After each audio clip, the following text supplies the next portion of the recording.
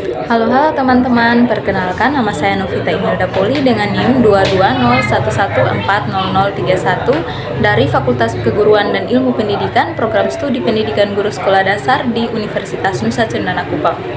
Pada video kali ini saya akan menjelaskan secara singkat tentang perkembangan kurikulum IPS di Indonesia.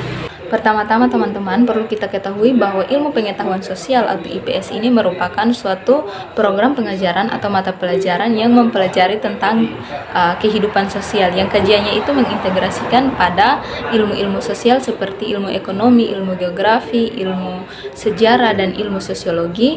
Dan humaniora itu mencakup aspek nilai, aspek norma, aspek bahasa, aspek seni dan budaya.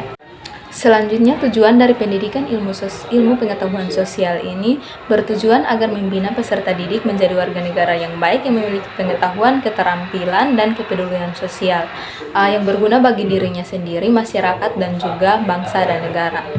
Selanjutnya, perkembangan kurikulum IPS di Indonesia. Di sini yang saya ambil itu ada 5 kurikulum, yaitu yang pertama kurikulum IPS tahun 1974 sampai 1945.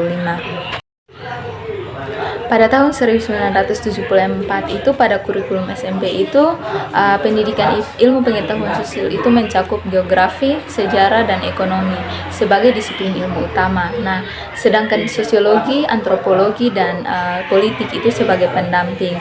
Nah, perkembangan kurikulum 1974 ini yang kemudian disempurnakan pada tahun 1975 dengan mencakup 4 profil, yaitu yang pertama, pendidikan moral Pancasila. Yang kedua itu pendidikan IPS terpadu SD. Yang ketiga, pendidikan IPS terkonfederasi untuk SMP. Dan yang keempat itu pendidikan IPS yang terpisah-pisah untuk SMA.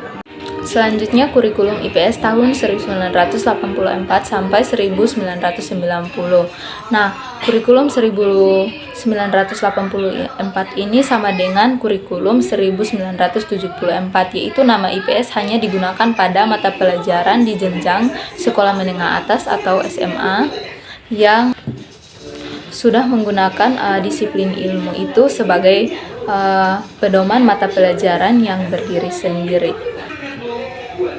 Ilmu pengetahuan sosial ini disajikan secara terpisah-pisah dalam arti yang jelas dan juga batasan-batasan materi yang diberikan itu masing-masing mata pelajaran sesuai dengan disiplin ilmu yang disajikan. Selanjutnya, kurikulum IPS tahun 2006 atau KTSP atau kurikulum tingkat satuan pendidikan. Nah, kurikulum ini adalah kurikulum operasional yang disusun dan dilaksanakan itu di masing-masing satuan pendidikan.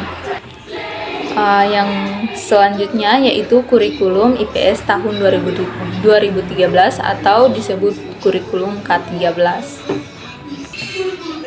Pendidikan IPS pada kurikulum 2013 ini sudah mengalami pengintegrasian materi terutama di jenjang SD dan SMP yang lebih terpadu dalam proses pembelajaran dengan menggunakan model keterpaduan integrated. Yang paling terakhir itu adalah kurikulum Merdeka Belajar. Nah, kurikulum Merdeka Belajar ini berdiri semenjak tahun 2020 hingga sekarang ini.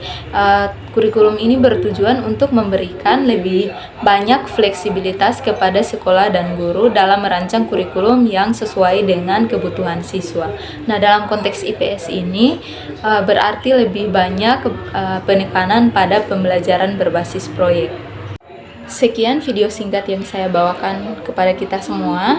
Sampai jumpa pada video selanjutnya. Dadah.